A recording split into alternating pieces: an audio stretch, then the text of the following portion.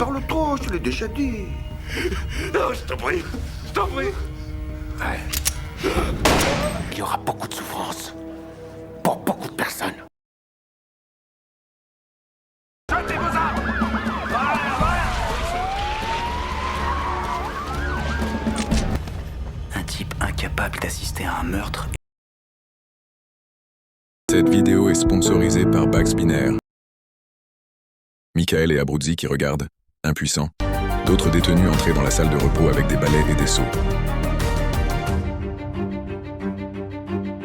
Bellic humilie Abruzzi en lui disant qu'il traite désormais avec le vrai patron. C'est ici que tu analyses la hiérarchie du pouvoir. Michael comprend que pour récupérer le TP, il ne doit pas parler à Bellic, mais éliminer la source du problème. Falzone.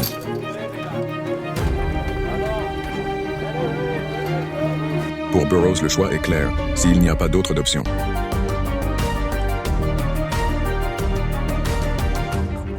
Pour Abruzzi, il n'y a plus de temps à perdre. Le temps est compté. Michael veut une rencontre avec Falzone, il n'a plus le choix. On est dans ce parloir froid. L'ambiance est lourde, on entend à peine le brouhaha des autres détenus. Assieds-toi, petit. Falzone est là, calme, arrogant, il ne se salit pas les mains. Et c'est là que le coup de poignard arrive. C'est Abruzzi lui-même qui sort la photo de Veronica. Comment tu l'as retrouvé? J'ai fait mes recherches personnelles. Imagine le choc pour Michael. Abruzzi, son allié, celui avec qui il a construit ce plan millimètre par millimètre, lui montre qu'en fait, il n'y a pas d'amitié en prison. Il n'y a que le business. Quand Michael voit le visage de Veronica sur ce morceau de papier, son monde s'arrête. Lincoln, à côté, il explose. Tu vois ses veines saillir, il veut défoncer la vitre. Pour Lincoln, c'est l'enfer. L'homme qu'il aime, Veronica, est menacé à cause d'un plan qu'il n'a même pas choisi. Canada. Et là, Michael craque. Enfin, il fait semblant de craquer. Il s'approche de la vitre, sa voix est basse, presque brisée. Il lâche l'info. Il est au Canada. À ce moment-là, dans le parloir, le silence est de plomb. Michael vient de livrer Fibonacci. Il vient de trahir ses principes les plus profonds. Falzone et Abruzzi sont tellement contents.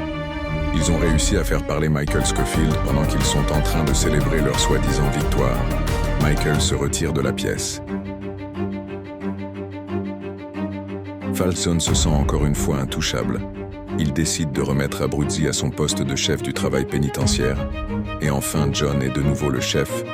Le travail peut continuer car le temps pressait. Voilà, c'est ici. Après avoir vu que le numéro sur son papier correspond au numéro sur la maison qui est devant lui, il ordonne à toute son équipe de descendre et d'aller terminer le sale boulot ensemble. Et pendant ce temps, Fibonacci fait une berceuse à son enfant pour l'endormir.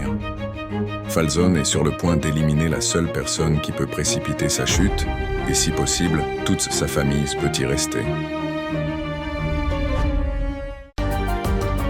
Son équipe et lui continuent de marcher vers la porte au moment de poser le premier pas sur les escaliers.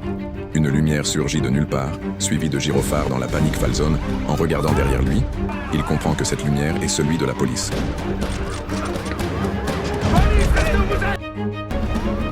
À terre. Enfoiré. Les mains. Abruzzi passe un appel juste pour être sûr que tout s'était bien passé au Canada. À sa surprise générale, la personne lui informait que Falzone se fait arrêter au Canada, lui, et quelques de la mafia. Abruzzi va dans la cellule de Scofield, son humeur en dit long, il veut en finir avec Michael. Michael est curieux et impatient de savoir pourquoi John était si pressé, et pendant ce temps, il dit que Falzone et ses membres ont été emprisonnés au Canada. Les deux hommes sourient en même temps. Scofield veut savoir si Abruzzi était contre cette arrestation et la réponse de John est non. Je te l'accorde. Faut dire que ça m'a aidé. Très chouette. Belle photo. Cette salle de pause, on y retourne. Dès que tu veux. Bon bah alors allons-y. Ouais. Oh, une dernière petite chose. Tu me donneras la musique Fibonacci, on fera de notre côté. Après avoir accepté la proposition de Michael pour aller continuer leur travail, Abruzzi veut s'assurer qu'une fois dehors, et ce que Michael va lui livrer, Fibonacci, la réponse n'a pas tardé. C'est un oui sec. Au sud du canal, pas de route, pas d'électricité. Et zéro police.